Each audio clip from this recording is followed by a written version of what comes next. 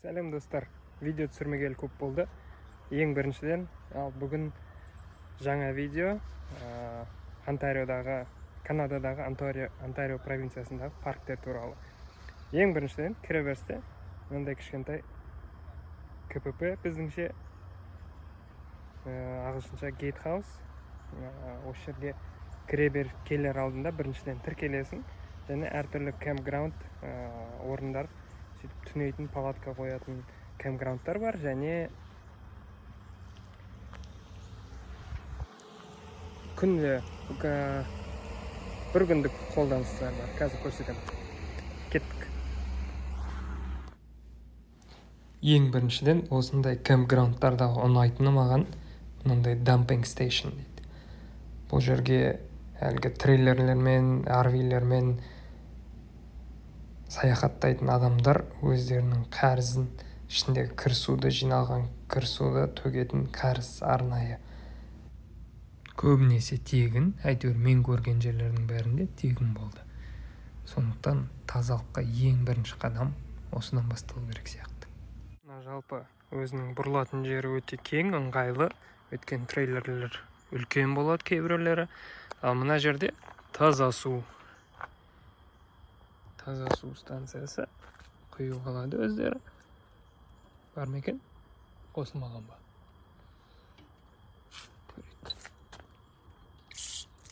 Мынау қосылған екен. Адамдар өздері толтырып алады. Кэмпсайттардың қасында мынандай қоқыс жәшіктері бар. Арнайы, мына жерде бөлек ресайкл.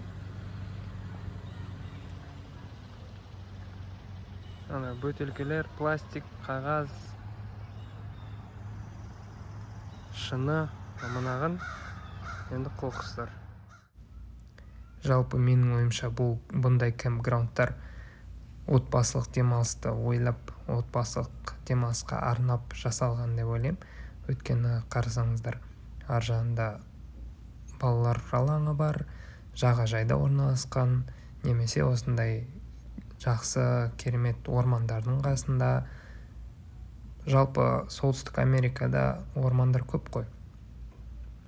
Бірақ оларды қорғау, табиғатты қорғау жұмысы да өте жақсы дамыған. Сондықтан осындай нәрсені үйреніп, бізге де қолдануға болатын сияқты. Нәрсе өте қарапайым. Су керек болса су.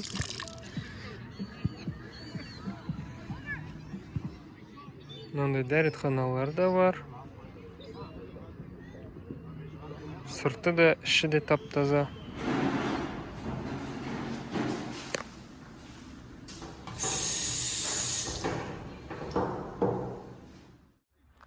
Жаңағы палатка қойып түнейтін орындар деген мына жаққа жүреді. Кішкентай жолақпен ары қарай шығады. Қазір көрсетемін.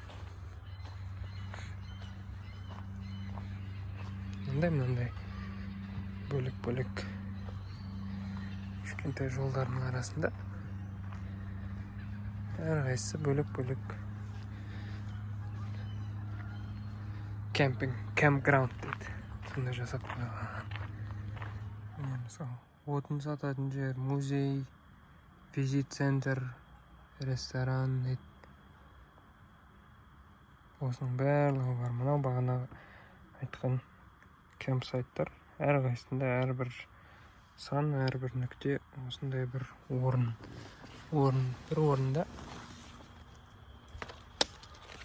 мынандай кейде үстел, пикник үстел,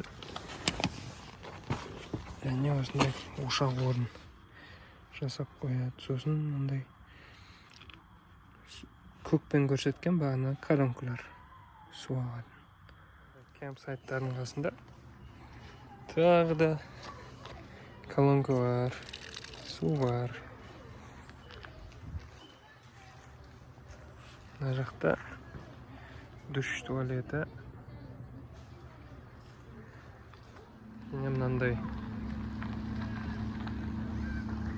пикник үстелдер, пикникке арналған үстелдер. Мына жақта ойын алаңы. Мына жақта кең үлкен паркинг.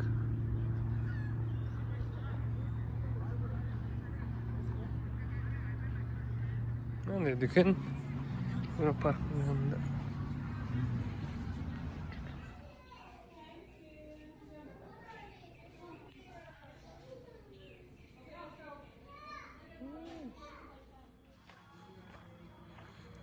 Ой, машиналармен, палаткалармен келеді.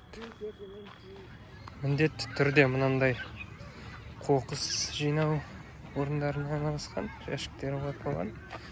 Бұл жәшік емес, бөшке ұқсайды. Мына жерде тағы пикник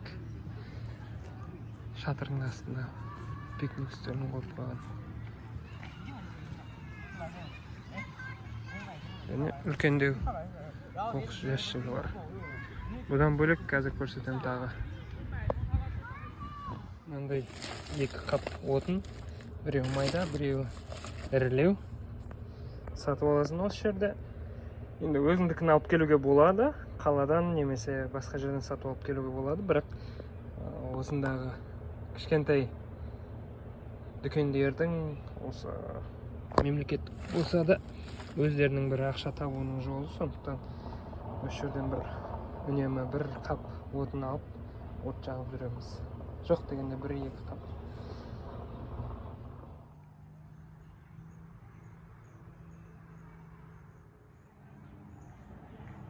Қазір маған ең күшті ұнайтын нәрсе жаққа келеміз.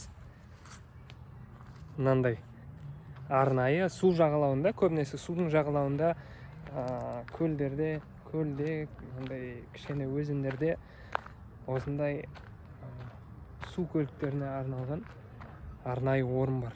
Суға түсіретін орын. Қазір жақындап көрсетеміз. Міне, адамдар осындай трейлерлермен машиналарына тіркеп, өздерінің қайықтармен, кішкентай немесе үлкен қайықтармен, джетски дейді, не бар ғой, су мотоциклін ретінде. Сондайлармен келіп, осы суға түсіріп, осы жерден ары қарай жүріп, ар жаққа қарай барып көлде демалады. Міне көріп тұрғандай бір көлік қазір судан шығарып жатыр. Шығаратын уақыт болды ма? Демалып келген шығар. Қазір осылай тіркейді. Енді бізде осымен айналысатын адамдар бар ғой, бірақ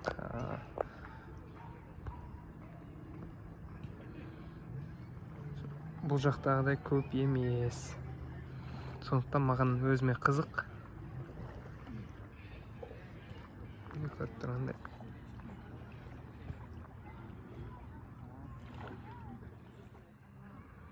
Мынау табиғи байлықтардың министрлігінің қайықтары. Енді осы жердегі көл және жалпы табиғи ресурстарын қадағалайтын министрлік.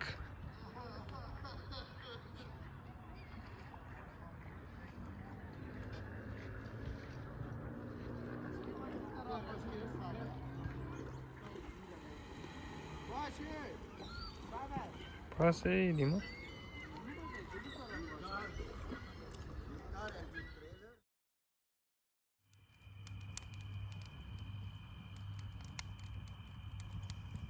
Ой, отқа қарап отырсаң, біздің ежелгі заманда ата-бабаларымыз тоқ жоқ, электр қуатын айтам. Қазір дамыған технологиялар жоқ, ештеңе жоқ. Қақаған аязда, суықта, ыстықта өмір сүрген елестетесің да. Сол кезде мынандай оттың күші қаншалықты мықты екенін сол кезде түсінесің да.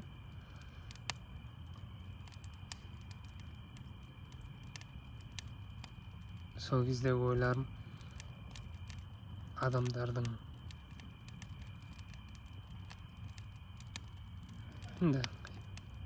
ислам діні келмей тұрып, жалпы осына от деген бір құдіреттердің бірі, отқа сыйыну деген адамдарда жалпы болды ғой, көп болды ғой, бізден ғана емес, басқа да цивилизацияларда, басқа да ұлттарда отқа сыйыну деген сияқты нәрсе бекер болмады ау деп ойлайсың да, осының құдіретін көріп.